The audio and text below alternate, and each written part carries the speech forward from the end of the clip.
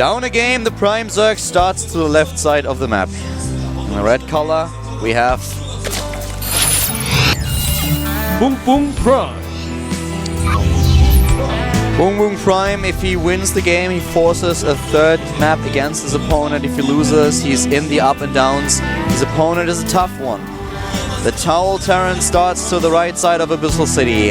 Starting in the blue is the FXO Terran who calls himself FXO GuMiho. a tough opponent to face. Yep. And we saw already a small form of aggression from BBoongBBoong, but this is pretty normal, just smoothing pressure. Nothing too serious, nothing that is usually deadly, but something that can make you lift off your orbital, maybe pull your SCVs out. And what we're seeing right now is an Overlord becoming playmates with a shark. Now the shark's diet does not consist of the kind of meat that you can find in an Overlord. It's a bit too scaly, he doesn't really like it, so he's going to leave him alone. As a result, the Overlord will agree not to spew creep on him. That's a good deal, I think. Yeah. Watch out, he might run into that post. Oh! That Overlord's a ghost. It's a ghost Overlord. Oh wow! Overlords are ghosts. Look at that. We learned this today. That freaks me out a little bit. Yeah? What if a Zealot tried to attack an Overlord? What if it jumped on the Overlord's tentacles that would just go through? Expansion first. Oh, sorry, not after the barracks here for GuMiho. And gas once more from BBoongBBoong. You know, I feel like on the last map, what BBoongBBoong could never really make work was his Ultralist tech. It was so hard for him to engage with the Ultralist. He was able to take down the Planetary at the 4th, but it cost him too much. He lost too many units. Yeah. And the Ultralists just were very difficult for him to handle. GuMiho was always paying attention to his position on the map. It was never a situation where GuMiho was caught so much out of guard that he did not make the trade or fight worth as well. So the Ultralists were definitely more of a liability to BBoongBBoong later on. And I really want to see what BBoongBBoong is going to do in this game. This is one of the maps where you can execute a very strong Mutalisk, Baneling and Zergling style. And then transition into Brood Lords later on. I'm really interested to see what his idea is for this game, what he wants to do. He just talked to Marine King, and Marine King will definitely have told him what his personal opinion is when it comes down to Abyssal City. What he can do, what a Terran player struggles with. So let's see if this is actually going to work. GuMiho now on 2 bases, as is BBoongBBoong. And both of them are not just starting the attack. We have speed being researched. No gas. Mine for BBoongBBoong. He pulled out with all of the drones. Yeah, he pulled out completely now.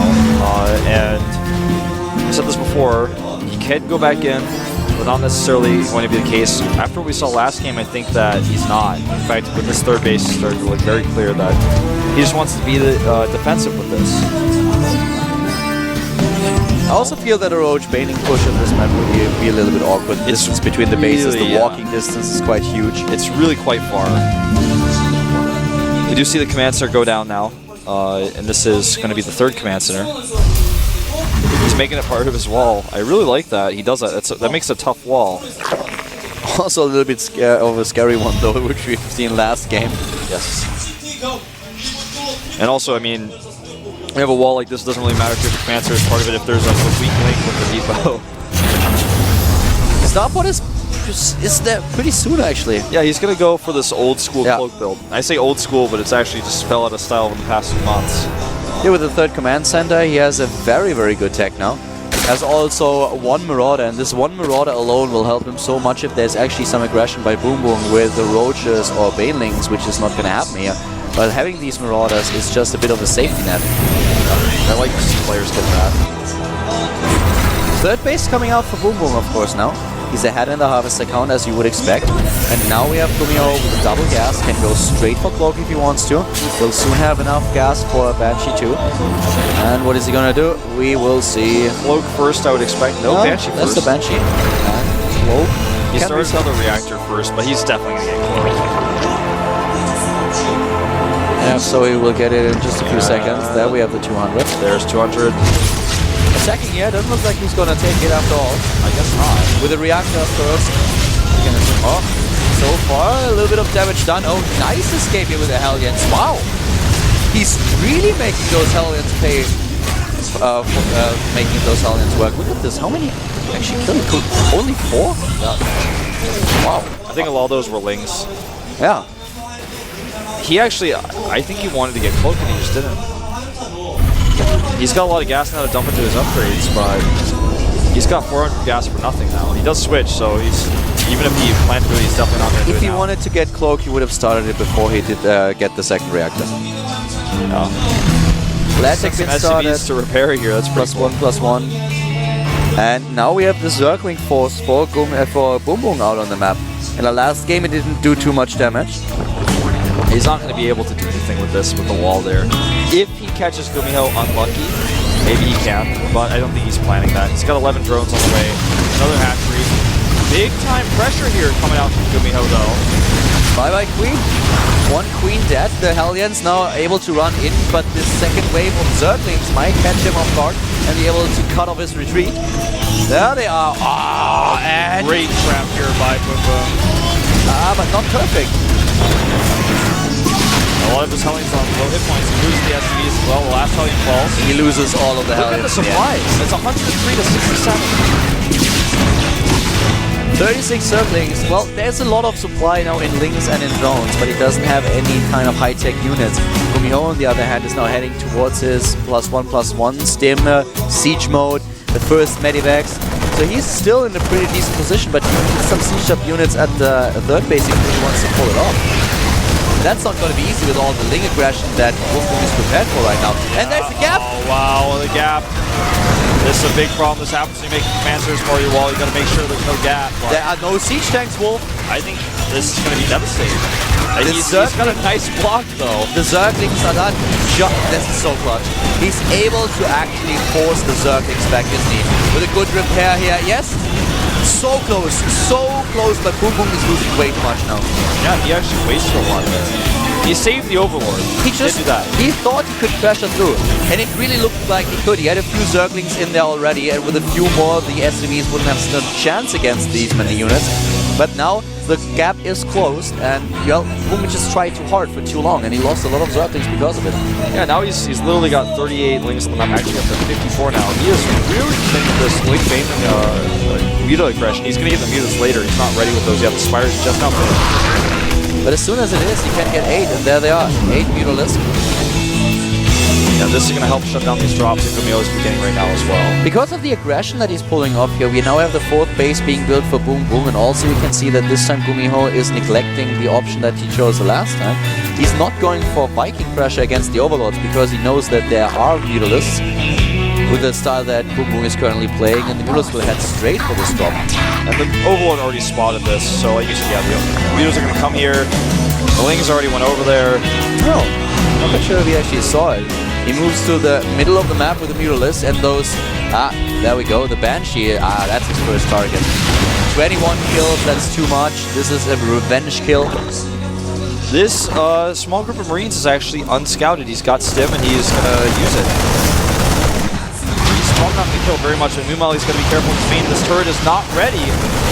He's going down, but these drones are in danger. They're really in danger. A few Zerglings are heading over and trying to take the Marines down, but we have the Mutalisks now in the main base, and there are not enough Marines. The second wave is coming in, but he can take down another 2 or 3 SCVs. The worker count killed in favor of BBoongBBoong, but both of them doing a good job here. Another factory finishes up for GuMiho. He's trying to increase the production of his. 2-2 is very behind BBoongBBoong, so there's going to be about a half upgrade length wave waiting for him, where he can actually attack whenever he trades. He's going to be behind in upgrades, GuMiho that is.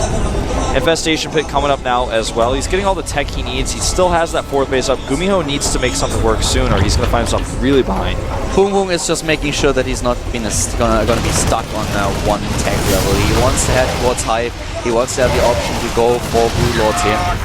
And this medivac is, of course, also going to die. Whereas GuMiho is now just trying to make this Bioforce happen in combination with Siege Tank. The problem is, with Infestors now looming on the horizon. It's going to be very difficult.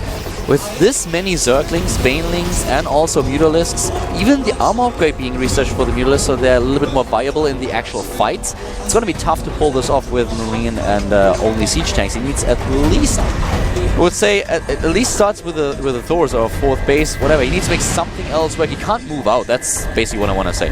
Yeah, you're right. That's drop play. Yeah, it's a walking drop, I guess you could say. It's a drop ship full of units. He's just going to walk over here. He's got to react quickly. That drone blood is going to float all the way to the surface. Another mutant goes down. The reactor has been killed, and what BoongBoong should really do with all the minerals that he has backed up is get a few kills. Tries to kill the bunker here. Was trying to roll in with a few Banelings, but he needs some spine crawlers. He needs spine crawlers at 4th base. It's too exposed to make this work without any destruction. Yeah, he's trying to make these drops work down there, and like you said, it is exposed, but not quite able to do the damage he wanted. He still doesn't have a 4th. This is a big problem on this map specifically. It's so hard to take a 4th base as Terran. Hype is about to be done, and then he will start with the Great Aspire. We already have the Infestors.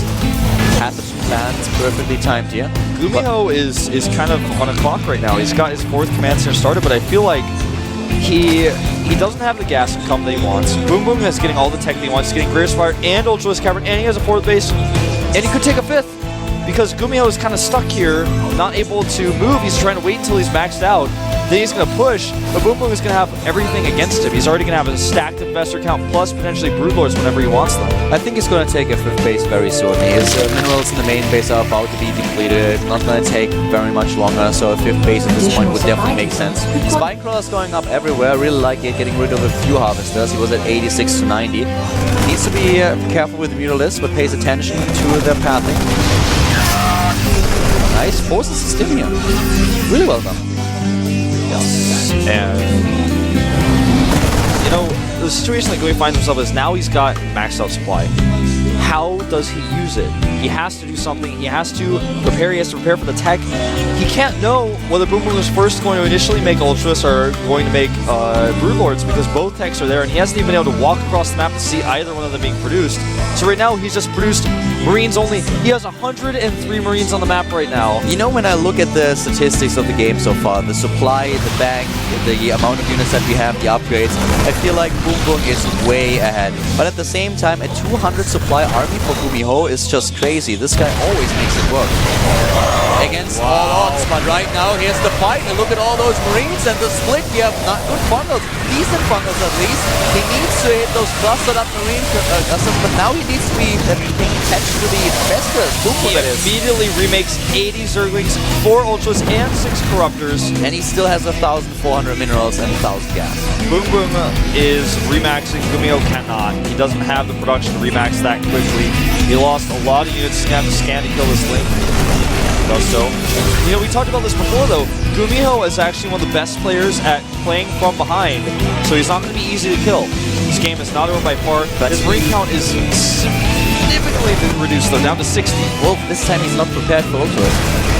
He has only Marines. There are no Marauders. And Marines alone, they can tickle the Ultras a little bit, but that's not going to help.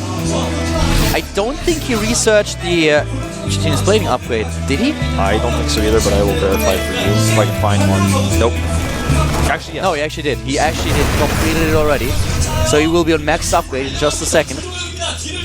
This could be a very scary fight for GuMiho. Yes, he will kill this 4th base, but at the same time he's losing his own 4th, and it will be very difficult for him to fall back and defend against this massive Zerg force.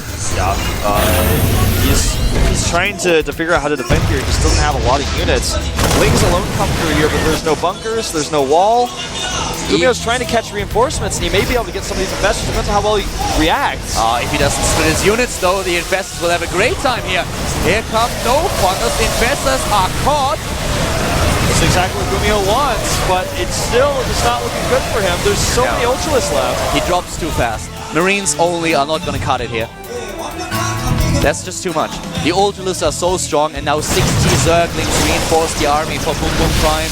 He takes out the orbital command, at least he tries to. The Infestors, they burrow at the same time. Infestor Terrans could finish off the command center. This would be so scary for GuMiho. He's queens are walking across the map here. He's not even landed his. The command center survives. It survives. He's able to repair it. A drop headed towards the base of BBoongBBoong. But now the Ultralisks and Broodlords, they should be at the base of GuMiho soon and start to finish what has been started. The third base is just not mining. It's just like he doesn't have a fourth. There's a third base that is not mining. I mean, this is GuMiho, but this is a tougher situation I think we've ever been seeing him in. But he's going to get 2 Broodlords for free. Those video and the queens. The queens and the Broodlords, they walked across the entire map only to die. They didn't do anything at all. And even these links are not going to have too fun against this many Bioforce. He will pick them up. 62 supply against 160. This is too straightforward now. Yeah, this has only to use Duke rally units across the map. All GuMiho has left to do now is type GG. He doesn't even raise his depots. Links get into the main. There are Zerglings everywhere. At the third, at the natural, in the main base. GG. We will have a game number 3. Yes, game number 3 is going to come up next between these 2 titans. BBoongBBoong removing his earpiece is already like, okay, job done. Oh wait, I have to play a third game. Damn it. Indeed. Whatever Marine King whispered in his ear, it worked. Yeah. Well, GuMiho had to play on a tough map. He took his 4th late. He let BBoongBBoong do everything. He tried to pressure the south base, the 4th, but it was unsuccessful every time. And then suddenly it's like, I have so much money, I can make an Ultralisk Cavern and Broodlords and attack you and make enough Banelings to get the Infestors out. I am unpressured. Try me. That's what happens when you... You know what I think Marine King whispered is, he ripped you apart with drops, man. Make Mutalisks, and he can't do that next game. And he made Mutalisks, and then he couldn't do that this game. But you know what we have as next map? It's Ohana. And this map has so much potential for aggression. A Zerg can execute, you can execute everything. Baneling, Zergling, Roach, Baneling, just a pure Roach attack. As a Terran player, double barracks is strong. There's so much potential for early aggression. Marauder, Hellion. Yeah. I mean, this map, even though it's not small, is one of the smallest maps we have in the pool these days. This is the map where we will see stuff like that. It's a 2-player map that is smaller. I'm feeling Turax Proxy here out of GuMiho. It could happen. We could also see a very aggressive build from BBoongBBoong. This is the last game between the two of them. Whoever wins on Ohana is going to advance to the 3rd round of Code A. Is going to meet an STX player. Yes. BBoongBBoong is looking ready. GuMiho has placed his towel. The map is loading. Whoever wins this goes to round 3 to have that shot at the best of 3 to see if they can get straight into Code S. This is the GSL Code A round number 2 with Caldor and Wolf.